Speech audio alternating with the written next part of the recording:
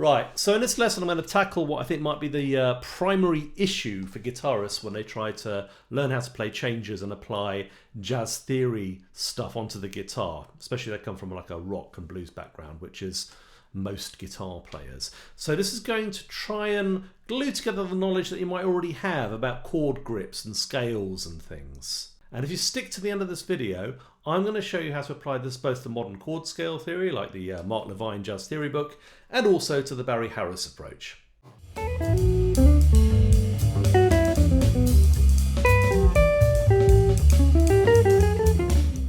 Hi everybody, welcome to the Jazz Guitar Scrapbook. So, Barry Harris, Lenny Tristano, Mark Levine, George Russell. What do these people all have in common? Well, first of all, they were very influential and successful teachers of jazz. Secondly, they were all piano players. When you move from something like rock or blues into the jazz world, guitar is no longer the center of the universe. So the ideas that people have had about jazz and jazz harmony tend to revolve around a piano keyboard. So the thing about the piano is that it's not laid out like the guitar. It's basically a one-dimensional line going from left to right, and you can see all the notes laid out in black and white right in front of you, right? So if, for instance, you play the notes of a C major chord, C, E and G, you can instantly see that these are on the white notes and they belong to the C major scale, just to pick a very obvious example. On a guitar, I think it's reasonable to say that this is not actually obvious at all. So if I play a C major chord like this, or this, or this, and I play a scale, it might not be obvious right away that those two things are related.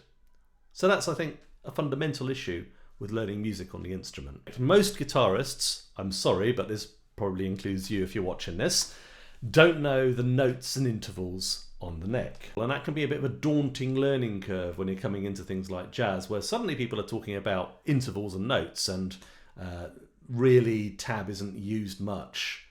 You certainly won't find it in things like the Real Book or the Omni Book or the Mark Levine Jazz Theory book and so on and so forth, right?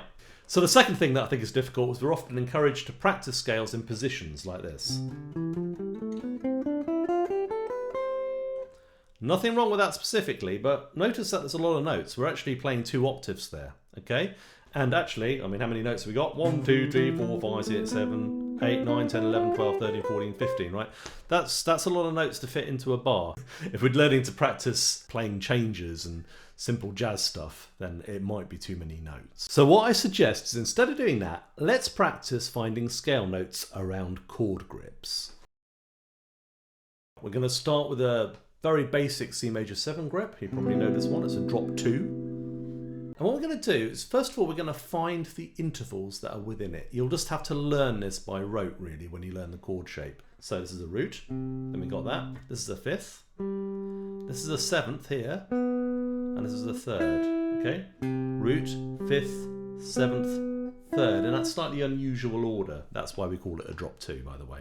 So 1, 5, 7, 3, okay? And once you know that, you can start to put in the other notes of the scale, and the scale being, 1, 2, 3, 4, 5, 6, 7, and then 1 again, right? We know that we can find the 2 a step above 1, right? We know that. And we jump straight to 5th, but we know that we've got a 4th, a step below 5. And it may help to think about the piano keyboard, by the way, if you know piano keyboard when you're thinking about this. Think about where the black notes are. So we got 1, 2, 4, 5, right? And there's 2 semitones in the C major scale, so one of them lies below the 4th. There's a 3rd there, right? Yeah, and then another tone, another step. So if we're looking at it from the position of the chord, we've got a 7th there, 6th is a step below, 6th. You can do this by ear as well, because the C major scale should be a familiar sound to you if you've certainly if you've grown up in the Western world, and probably even if you haven't. So notice that this is a relatively small scale. Even so, it's only the span of a 10th, a compound 3rd, and that's somewhat portable. So for instance, if we're doing blues for Alice, starts on F chord, F major 7th.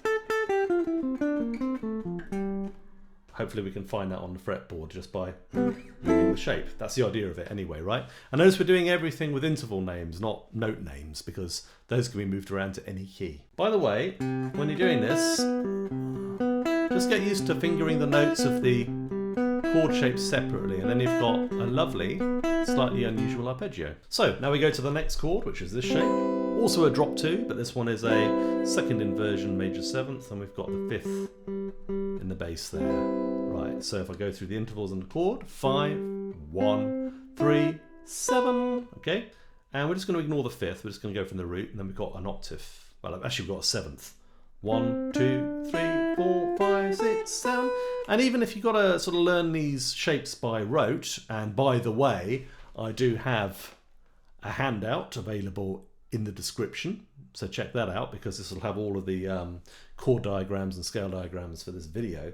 But even if you have to learn this by rote from the handout, hopefully you agree that that's not too many notes. You know, you can drill that in.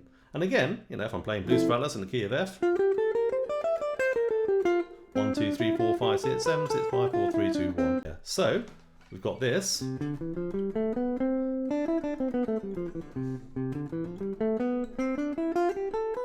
And then we've also got this shape, which we can do the same thing with.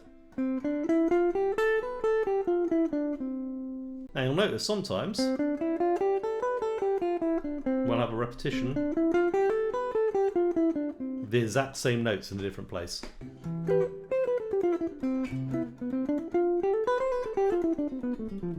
Different.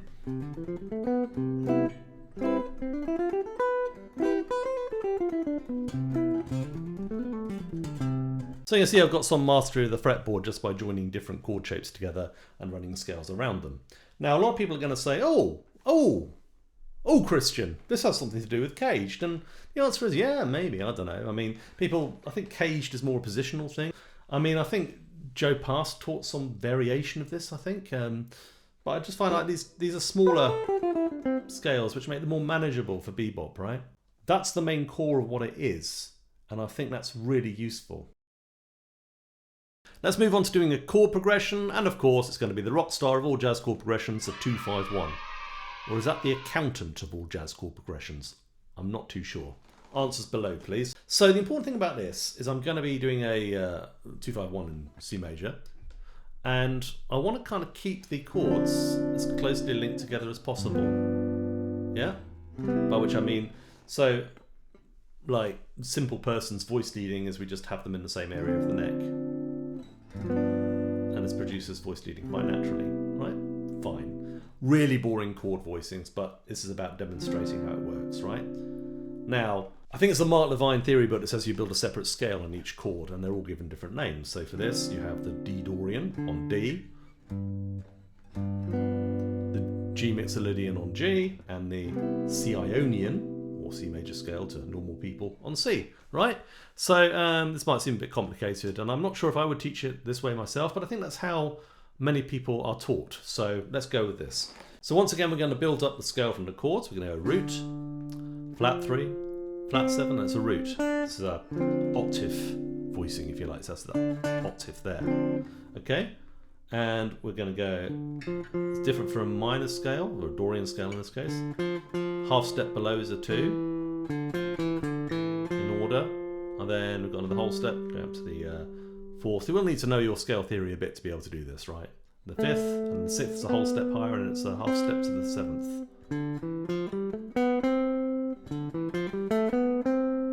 And then we're going to do the G7, which is a drop 3 voicing, in fact.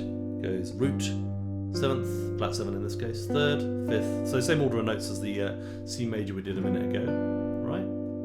And we're just going to fit our notes around the chord shape again. So this is the flat 7, so up a step to the 1, down a step to the 2 from the 3. We've got half step to the 4th, and then the 5th. And we can keep going if you like up to the 6th, a whole step above, and if you really want to, the flat 7. And I generally go back to the root if I can, just so you can hear that. So the thing is, if we put that together,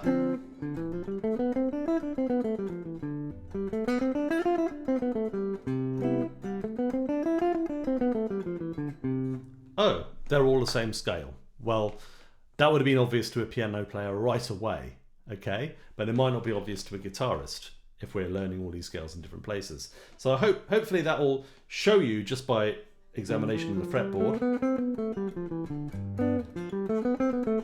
Oh, these notes all seem the same because they're all in the same places on the neck. So this is some way in which we can start to understand keys a little bit on the guitar just by noticing these the way these patterns work. Now let's make it a little bit more interesting musically by subbing out the G7 for something a bit more colourful.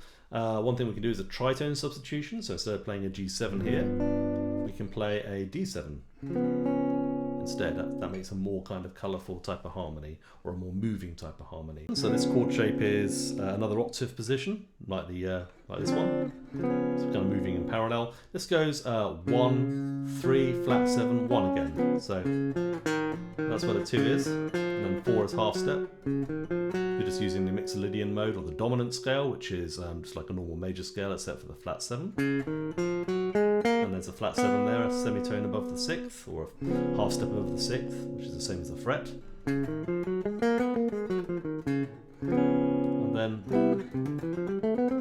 so let's just put that together, playing the chord each time. D minor 7, D Dorian, D flat 7, D flat Mixolydian dominant, and then C major 7th, C Ionian or major. Play it to the 3rd like that because it fits the shape. And then you can use that as the basis of your improvisation, so something like this.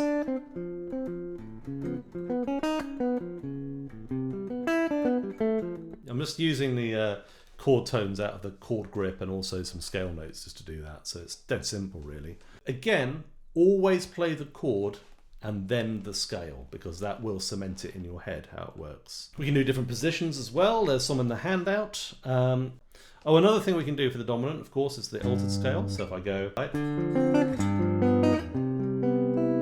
okay, and this scale, altered scale's a bit funny one. It goes 1, so flat 7 is in it, 1, and then above 1 we have flat 9, and we have a 3rd here, where we have a sharp 2 below it, and then we've got a whole step above, which is the sharp 4 or flat 5.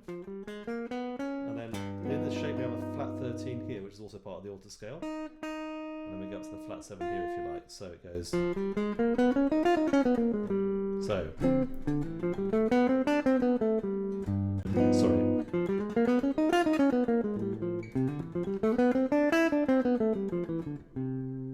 Right, so lovely. I find those little shapes much easier to work with.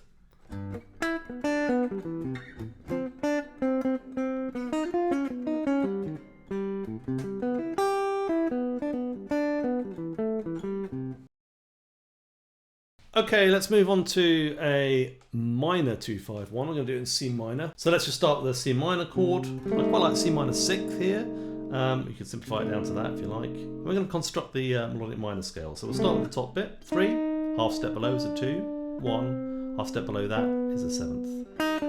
These are the most important notes in the melodic minor there. And then we've got 6th in the chord shape. So we're doing quite well. And then there's a 5th as well. And the 4th is down here.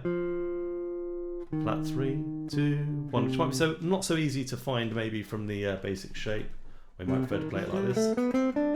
But hopefully you'll be able to work out where those are or learn them by rote from the handout. And now we're going to do the other chords of the 2-5-1. So we're going to start with this, the 2 chord. This doubles as a minor 7 flat 5 or half diminished chord because it doesn't have a 5th in it. So it's just root, flat 3rd, flat 7, 1.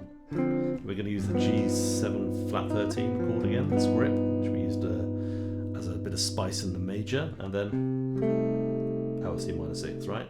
So I'm going to do it the sort of textbook modern jazz way, which is going to construct a melodic minor mode on each of these chords, just to show how this can simplify things a little bit. So we're just going to construct this Locrian sharp 2 scale around this framework. So we've got the root, and the 2 is actually, despite calling it a sharp 2, it's actually just a natural 3rd, right? Which is a half step below the flat 3, like in a minor scale. 1, 2, flat 3, 4 is a whole step above, and then we got the 5th, which is a half step above that. And then we got a 6th, flat 6th here, which should I say?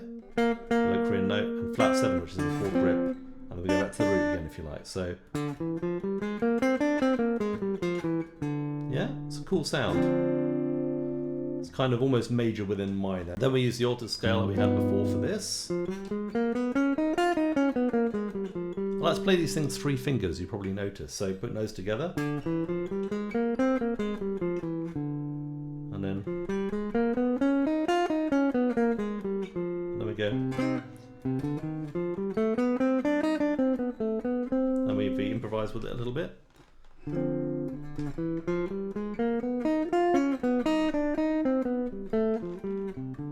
Yeah, just play around with that, but get used to where the notes are and always play the chords.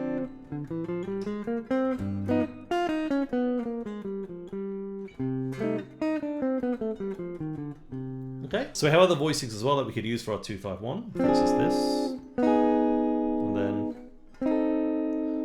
so I can fit scales around that, for instance. And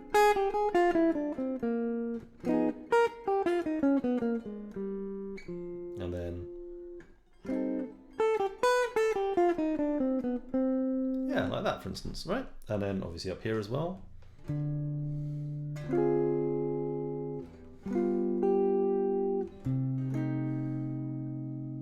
So, for instance,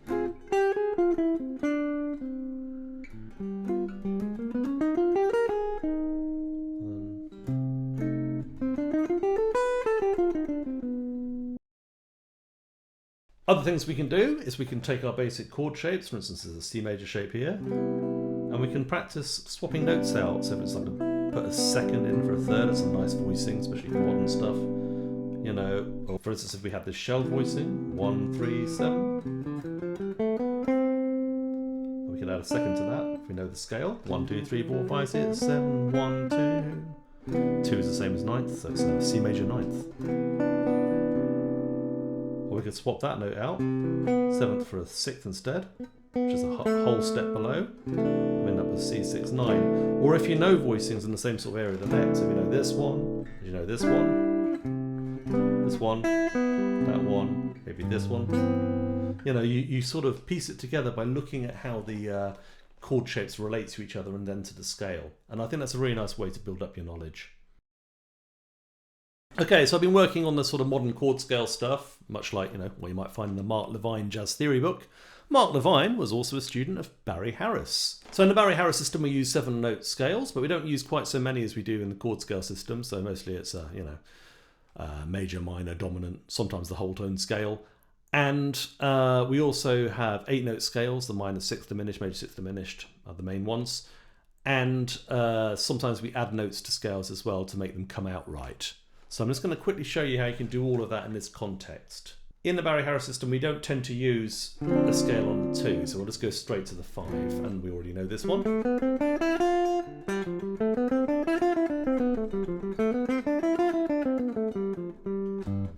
Right, so that's your G mixolydian, which we call G dominant in the Barry Harris world. Is that shape? Yeah, always relate to the chord, right? I think I've said that a few times. And then C major. Same as before, basically, right? Now, in Barry Harris system, we tend to practice these things to the 7th when we do these scale outlines. So we can relate these to shell voicings like this. For instance, C major and G dominant, which could be that, or it could be that. This is probably more useful for soloing, right? We've also got that as well. These are just chord shapes that contain the 3rd and 7th and root, but not the 5th, okay? So let's try that. So that's why we practice C major. Let's go G7. Or, if you're interested in that approach, I've got a whole video on it. But I didn't, in that video, relate it to chord shapes. So this kind of thing might be useful. We can also obviously use the tritone substitution, which Barry was very fond of, and we can go to, for instance, this shell voicing. So we go.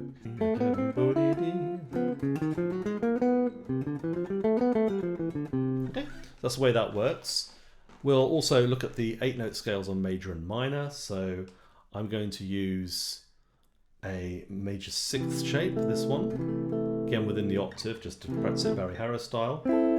Use that one. That's probably more familiar actually. Let's use that one. So 1, 3, 6, 5 if you play it in all 4 voices, but we're just going to start from the 1.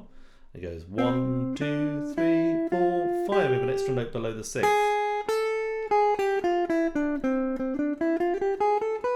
You go up to the root as well. The same here. If it's like, right, so this is the way to do it, I think. So added note rules, we're going to start a dominant scale on degree 1, which means we can add in either 1 added note or 3 added notes, because it's on an odd numbered note. So we're going to use this shape. So we're going to use this shape, G7, right? We're just going to start on 1, 1, flat 7, C, it's 5, 4, 3, 2, 1. Go down to flat 7 if you like. In fact, we might do that actually. And because we're going to start on the odd numbered note, we're going to add in a note between the root and the flat 7th. We're just adding a chromatic half step in this case. We'll do the same thing. Lovely, right? You could even start on the 5th, that's an odd numbered note. Or the 3rd. So if you're starting on an odd numbered note, you can also add in a half step between the 3rd and 2nd, and another half step between the 2nd and 1, while also doing the one between the root and the 7th. So that's 3 extra notes in total, right? So, well, if we're here, let's do it from the 5th, odd numbered note. 5, 4, 3, half step, 2, half step, 1, half step, 7. Well, it might be easy to finger this way. Yeah? So that's the way you can start to practice the Barry stuff as well. It works just like the chord scale stuff.